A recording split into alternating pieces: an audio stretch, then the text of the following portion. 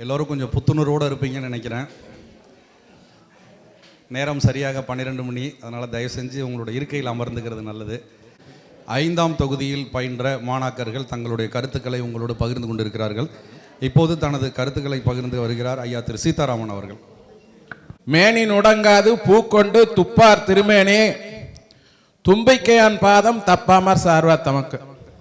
ஐயா சொல்லிட்டாங்க, கொஞ்சம் சீக்கிரம் முடிக்கணும்னு சொன்னாங்க. என்னாலாம் முடிக்க முடியாது. அது எனக்கு டைம் கொடுத்து தான் ஆகணும், மன்னிக்க வேண்டும். அடுத்தது இன்னைக்கு ஐயா அதாவது மருத்துவர்னு சொன்னால் ஹோமியோபதி மருத்துவர். நான் கிட்டத்தட்ட ஒரு 100கணக்கான மருத்துவர் அலோபதி மருத்துவரை பார்த்துருக்கேன்.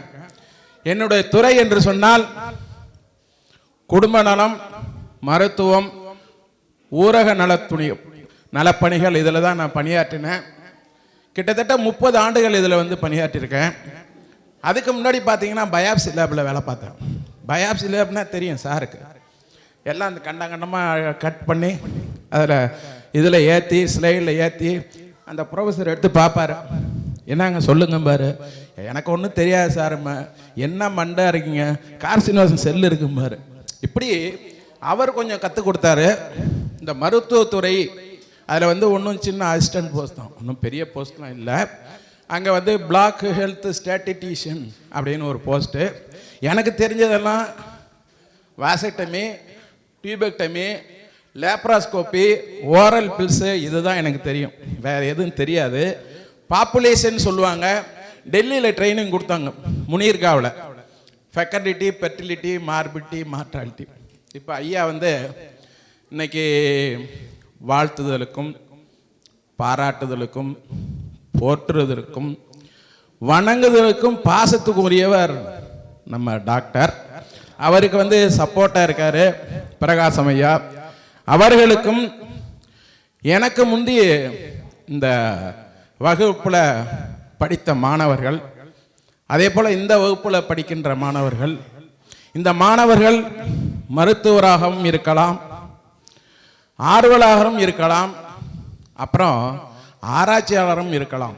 இது என்னைக்கு ஆராய்ச்சி ஆவாங்கன்னு தெரியல, நிச்சயமாக ஆவார்கள் என்ற எண்ணம் எனக்கு இருக்கின்றது. அடுத்தது பார்த்தீங்கன்னா ஐயா வகுப்பு ஆரம்பித்தாங்க. Doctor Christian Frederick Christian Samuel Hahnemann அவர்கள் 1755ஆம் ஆண்டு ஏப்ரல் மாதம் 10ஆம் நாள் ஜெர்மன் நாட்டில் பிறந்தவர். அதெல்லாம் நிறைய பேசிக்கிட்டே இருக்கேன். சார் நிறைய நடத்துவாங்க, நானே நடத்திடக்கூடாதுன்னு இருக்கேன். நான் நிறைய பேசணும். சார் 15 கிளாஸில் அதெல்லாம் சொல்லுவாங்க. அதுக்கப்புறம் தலைப்பை மட்டும் சொல்லிட்டு போகிறேன். நான் தலைப்புக்கே ஒரு 15 நிமிஷம் ஆகும். ஆமாம், அது பேசித்தான் ஆகணும். அடுத்தது பார்த்தீங்கன்னா நிறையா ஐயா என்ன சொன்னாங்க, உங்கள்கிட்ட நிறைய எதிர்பார்க்குறேன்னாங்க. என்ன எதிர்பார்க்குறதுன்னு எனக்கு ஒன்றும் புரியல. இருந்தாலும் எதையாவது பேசித்தான் ஆகணும். அதாவது ஒவ்வொரு நோய்க்கும் ஒரு வடிவம் உண்டு, அதுவே அதன் மையம். உயிராற்றலின் உணரும் திறன் அது வடிவம் பெறுகிறது. அந்த நோய் தன்னை அறிகுறிகளாக வெளிப்படுத்துகிறது. இந்த நோயின்னு பார்த்தீங்கன்னா எதனால் ஏற்படுதுன்னா இயற்கை சீற்றம், அதுக்கப்புறம் பார்த்தீங்கன்னா நிறுத்திறேன் வாழ்க்கை போராட்டம், விபத்துக்கள், இதனால் ஏற்படுகிறது நோய்ங்கிறது. நோயை பற்றி ஐயா சொல்லி கொடுத்தாங்க, நிறையா சொல்லி கொடுத்தாங்க. அது மறந்து போது, இருந்தாலும் கொஞ்சம் நோட்ஸ் தான் வச்சுருக்கேன். Health is the state of complete physical, mental, social wellbeing and merely the absence of diseases. இதெல்லாம் சார் சொல்லுவாங்க நிறையா. நம்ம நோய்ங்கிறது ஒரு உடலில் அந்த உடல் இயங்கிக்கிட்டே இருக்கும். இந்த இயங்கிக்கிட்டே இருக்கிறப்ப சில மாற்றங்களை ஏற்படுத்தும். தன் நிலையிலிருந்து மாறி அந்த உடலுக்கு துன்பம் ஏற்படும். இதுதான் நோய், நான் கற்றுக்கிட்டது. அதுக்கப்புறம் இந்த உந்துதலை, இந்த நோய் பழைய நிலைமைக்கு வர்றதுக்கு ஒரு உந்துதலை கொடுப்பது என்று சொன்னால் அது மருந்து. இதுதான் மருந்து. நோய் எப்படிங்கிறத ஹெல்த் ஸ்டேட்டஸ், இதுதான் இதை பற்றிய ஒரு விவரங்கள். இன்னும் நிறைய சொல்லிக்கிட்டே போகலாம். அதில் பார்த்தீங்கன்னா நான் கலெக்டரேட்டில் வேலை பார்த்தப்ப மாவட்ட விரிவாக்க கல்வியாளர்னு ஒரு பதவி கொடுத்தாங்க. கொடுத்தது என்னென்னா, அவர் ஏதாவது ஒரு பெட்டிஷன், தினம் ஒரு 100கணக்கான பெட்டிஷன் வரும். ஏதோ பெட்டிஷன் வந்துக்கிட்டே இருக்கும். ஒரு கலெக்டர் ஒரு நோட்டு எழுதுவார்.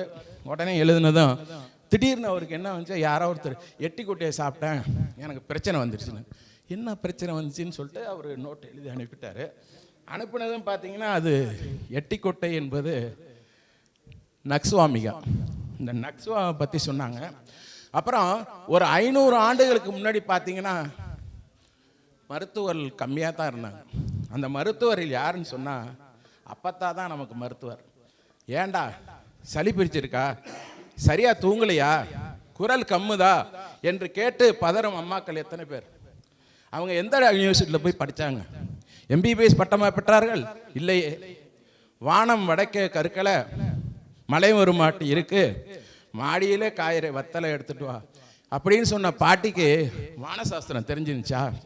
அடுத்தது ஆடிப்பட்டம் தேடி விதை என்று சொன்ன விவசாயிக்கு அவர் எந்த விவசாயியார் கல்லூரியில் படித்தாங்க? முந்தா நாள் சமைத்த கறி அமுதானம் சாப்பிடாதேன்னு சொன்ன தேரன் சித்தர் மைக்ரோபயாலஜியை படித்தார்? இல்லவே. செந்தட்டிக்கும் ஓடை திருப்பிக்கும் கொஞ்சம் உடம்புக்கு ஆகலை, எங்கேயோ நின்றுட்டு இருக்கும், பிடிச்சிட்டு வரேன்னு சொல்லி 2 ஆட்டை பிடிச்சிட்டு வராங்க.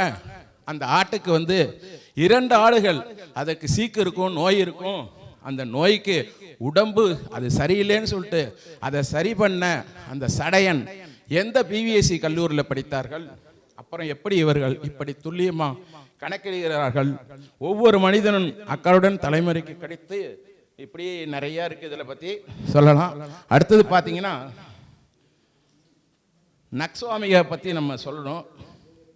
அப்புறம் இந்த ஹோமியோபதி பற்றி சொல்லணும்னா it is an art of science. அதான் முக்கியமானது. உடல் இயல்புக்கு மாறாக வெப்பம், குளிர், கழிவு ஏற்படும். ஒரு பொருள் நோயுற்றோடையிலிருந்து என்ன மாற்றங்கள் ஏற்படுகிறது?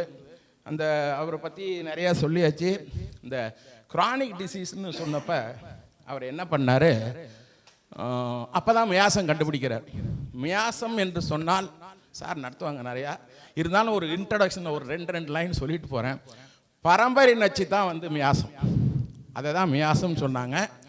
அதில் டாக்டர் ஹானிமன் அவர்கள் கண்டுபிடிச்ச மியாசம்னு சொன்னால் அக்யூட் மியாசம், சோரா மியாசம், சிப்ளிஸ் மியாசம், சைக்கோசிஸ் மியாசம், இது இருக்குது. இன்னும் ஒரு 10 மியாசங்கள் இருக்க.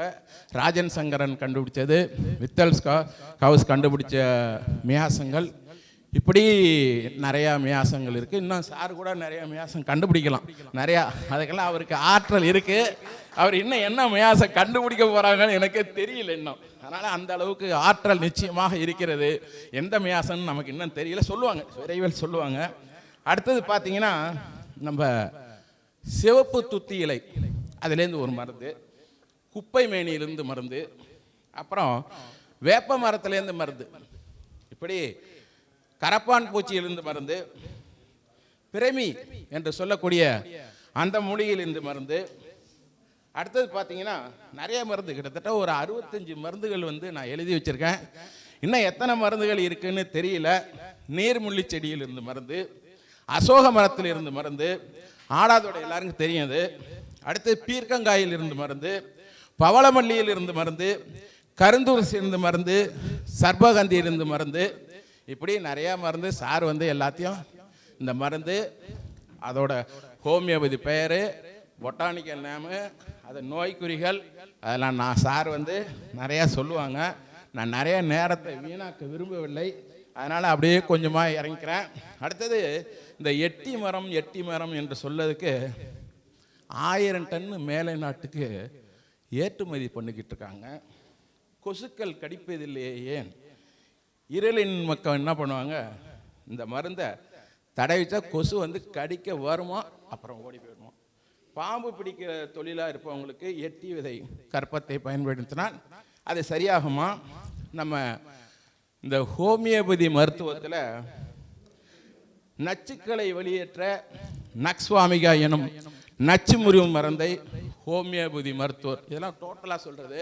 நமக்கு நக்ஸ்வாமியா தெரியும், லைக்கோபீடியா தெரியும், அப்புறமாசத்தையும் ஜைஜியம் சம்பளம் எல்லாமே தெரியும் நமக்கு. கிட்டத்தட்ட ஒரு இன்னைக்கு இதில் இருக்கவங்களுக்கு ஒரு 200-300 மருந்தாக தெரியும்.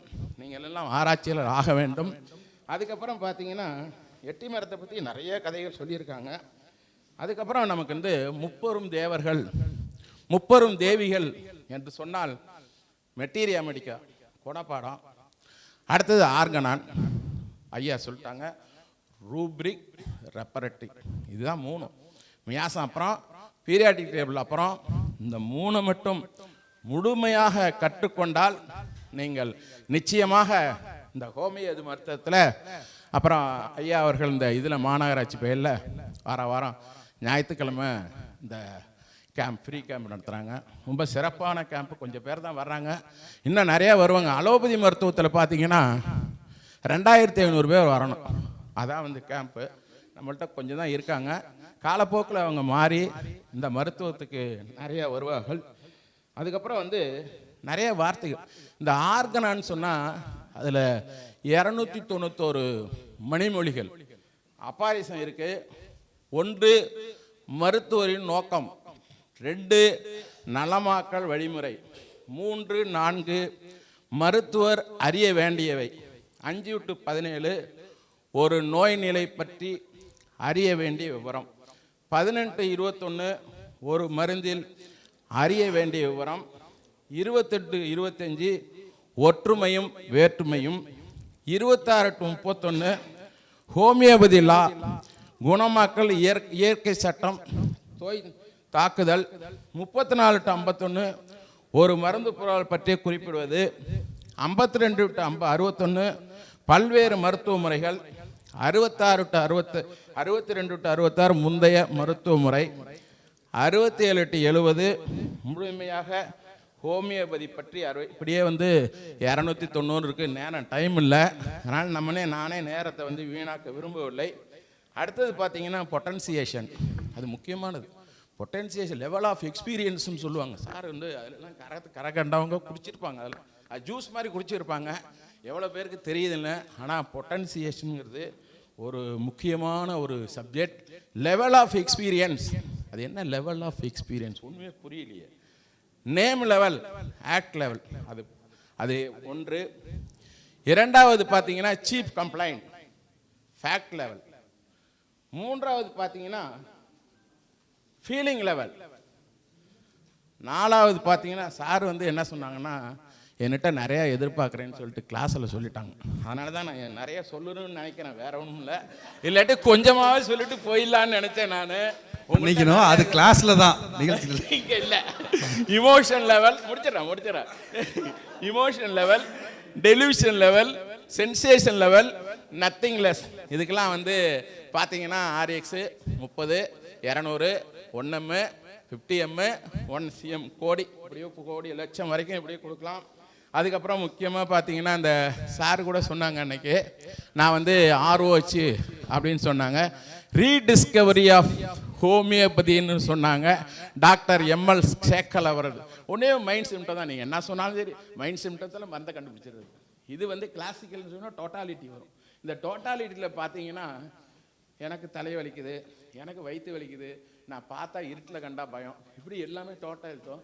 ஆனால் எந்த சிம்டமாக இருந்தாலும் நீங்கள் போய் இதில் பார்க்கணுன்னா போய் பார்க்குறது மைண்ட் சிம்டம் தான். அதுதான் வந்து டாக்டர் ML சேக்கலுடைய ROH, ரீடிஸ்கவரி ஆஃப் ஹோமியோபதிங்கிறது. இது இந்த கிளாசிக்கல் சிம்டத்தில் பார்த்தீங்கன்னா காலையில் எந்த நேரமும் அவசரப்படுவார், என்ன ரூபரிக், மைண்ட் ஹரி ஆல்வேஸ் இங்கே. அடுத்தது அதிக வெளிச்சத்தை பார்த்தால் கண் கூச்சம் ஏற்படுது, என்ன ரூபரிக், ஐ ஃபோட்டோபியான்னு வார்த்தையே எனக்கு தெரியாது, பார்த்தா இங்கே தான் கற்றுக்கிறேன். Light from artificial light. அதுக்கப்புறம் பார்த்தீங்கன்னா தெருவில் நடக்கும்போது வீடுகளின் முனைகள் நீட்டிக்கொண்டு இருப்பதாக நினைத்து பயந்து அங்கிருந்து ஓடுவார், இது ஒரு ரூபரிக். இந்த ரூபரிக்கு மைண்ட் டெலிவிஷன், இந்த நோடுவார் எண்ணுவார் இப்படின்னு வார்த்தை வந்தாலே, கருதுவார் இப்படின்னு போனாலே நீங்கள் மைண்ட்லேருந்து போய் நேராக ரெப்பரேட்டில் டெலிவிஷனுக்கு போயிட வேண்டியதுதான். அதில் என்னென்னா mind television, corners, project corners, houses, walking on the ஸ்ட்ரீட்னு சொல்லிட்டு இருக்கு.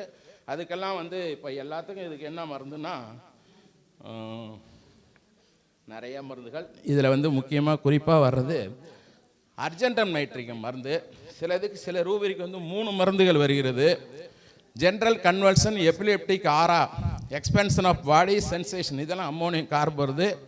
ஹைட்ரஜன் அர்ஜென்டம் நைட்ரிக்கம் இருக்குது. இப்படி நிறைய மருந்துகள் வந்தாலும் இது வந்து அர்ஜென்டம் நைட்ரிக்கத்துடைய ரூபரிக்கு தான். இது முடிஞ்சிடுச்சு. அடுத்தது வந்து இது கிளாசிக்கல் மெத்தடு.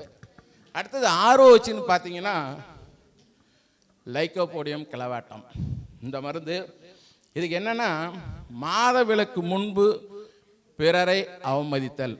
இதுக்கு என்ன அறிவிப்பிடுங்க? Mind abusive menses bureau before. அடுத்தது கட்டளையிடுவதை போன்று பதில் உரைத்தல். ராஜா வந்து வேலைக்காரன்ட்ட சொல்லுவது போல பதில். Mind answers dictatorial. சூப்பரான சார் அன்னைக்கு பாஸ்பரஸ் கொண்டு வந்து சொன்னாங்க. மியூட்டிலேட்டிங்னு ஒரு வார்த்தை சொன்னாங்க. பாஸ்பரஸ் சார் இருக்காங்களான்னு தெரியல. அருமையாக அன்னைக்கு வந்து நடத்தினாங்க பாஸ்பரஸ் பற்றி. அதுக்கப்புறம் பார்த்தீங்கன்னா இந்த பீரியாடிக்கிட்ட ஒரு 75 மருந்து இருக்குது. அதெல்லாம் அப்புறம் பார்த்துக்கலாம். மியாசம்லாம் அப்புறம் பார்த்துக்கலாம். நம்ம வந்து இப்போ என்னென்னா ஒருத்தரை பார்த்தா நம்ம ரூபரிக்கு போகிறோமா, ரெஃபரட்டியை பார்க்குறோமா, இந்த மருந்தை கொடுத்தோமா, போயிட்டே இருக்கணும், அவ்வளோதான். அதான் வந்து சார் இன்னைக்கு சொல்லி கொடுத்துருக்காங்க. இன்னும் நிறையா சொல்லி கொடுப்பாங்க. அதனால் ஒரு மருத்துவர்லாம் என்ன பண்ணுவாங்கன்னா பிஹெச்எம்எஸ் படித்தாலும் சரி, பிஎம்எஸ் படித்தாலும் சரி, அடுத்தது வந்து பிஎஸ்எம்எஸ் படித்தாலும் சரி, எம்டி படித்தாலும் சரி, அலோபதியில் எம்டி படித்தாலும் சரி, அவங்க அது நிறைய பிரிவுகள் இருக்குது. மைக்ரோபயாலஜின்னு இருக்குது, அதுக்கப்புறம் பெத்தாலஜி இருக்குது, அப்புறம் எம்பிபிஎஸ் இருக்குது, எம்டி ஒஜிசியன் சொல்லிட்டு ஆப்ஸ்டிக்ஸ் கைனகாலஜின்னு இருக்குது, ஸ்கின் டிபார்ட்மெண்ட் இருக்குது. இப்படி அதில் நிறைய டிபார்ட்மெண்ட் இருக்குது. அவங்கெல்லாம் போனாங்கன்னா நாங்கள்லாம் போய் உள்ளே நுழைஞ்சா, சார் நான் வந்து கலெக்டரேட்லேருந்து இருங்க வரேன், ஒரு 5 பேஷண்ட் இருக்காங்கம்மாங்க, ஃபீஸ் 500. அதுக்கப்புறம் எங்கள் துணை இயக்குனரே பார்க்க முடியாது. எனக்கு சம்பளம் வாங்க கொடுக்குற அதிகாரியே போய் பார்க்கணுன்னா 5 பேஷண்ட் இருக்காங்க உட்காருங்கம்மாங்க. அவருக்கு பார்த்தீங்கன்னா காலையில் ஆரம்பித்தோன்னா சாயந்தரம் வரைக்கும் வேலை. வியாழன் வெள்ளி ஆர்த்தோபெடிக்ஸ் டாக்டர், சூப்பராக ட்ரீட்மெண்ட், அருமையாக இருக்கும். ஹெல்த் செக்ரட்டரி, சிஎம்மு, மினிஸ்டர் எல்லாருமே ஃபோன் பண்ணி எனக்கு சொந்தக்காரங்க இருக்காங்க கொஞ்சம் பார்த்துங்க, இப்படியே வந்து சொல்லி அவருக்கு வந்து இடைவிடாத நேரம். பணம் பணம் பணம் பணம், கூட கோபுரம் மாட மாளிகை 4 இடத்துல கட்டடம் கட்டியிருப்பாங்க. இதில் வந்து நம்ம சார் வந்து இதில் வந்து மிகவும் மாடுபட்டவர். எப்படி இருக்காருன்னா இலவசம், எல்லாமே இலவசம். உங்களுக்கு வந்து பார்த்தீங்கன்னா இந்த மாதிரி சூழ்நிலையில் இவர் வந்து இப்படிக்கு, அதாவது மருத்துவர்னு சொன்னால் ஒரு 10 மருத்துவர் இருப்பாங்க அந்த காலத்தில். ஹோமியோபதி மருத்துவர், அப்புறம் தெருவுக்கு இப்போ 2 பேர் இருக்காங்க. சாரோட நினைப்பு என்னன்னா வீட்டுக்கு ஒரு மருத்துவரை உருவாக்க வேண்டும் என்று கங்கணம் கட்டி கொண்டிருக்கிறார். சதா சர்வகாலமும் அதைத்தான் நினச்சிக்கிட்டு இருக்காங்க. அதைத்தான் நான் இன்னமும் சொல்லுவேன். நான் அதுவும் இலவசமாக செய்யணும், ஒரு 10 காசு வாங்கக்கூடாது. இந்த எண்ணம் வந்து எல்லாருக்கும் வராது. அவர் 100ல் ஒருவரா, 1000ல் ஒருவரா, 1,00,000ல் ஒருவரான்னு நீங்கள் தான் நினச்சிக்கணும். அதனால் இந்த ஒரு நல்லதொரு வாய்ப்பினை வழங்கிய அத்துணை நல்ல உள்ளங்களுக்கும் என்னுடைய நன்றியினையும் பாராட்டியும் உரித்தாகி விடைபெறுகிறேன். நன்றி.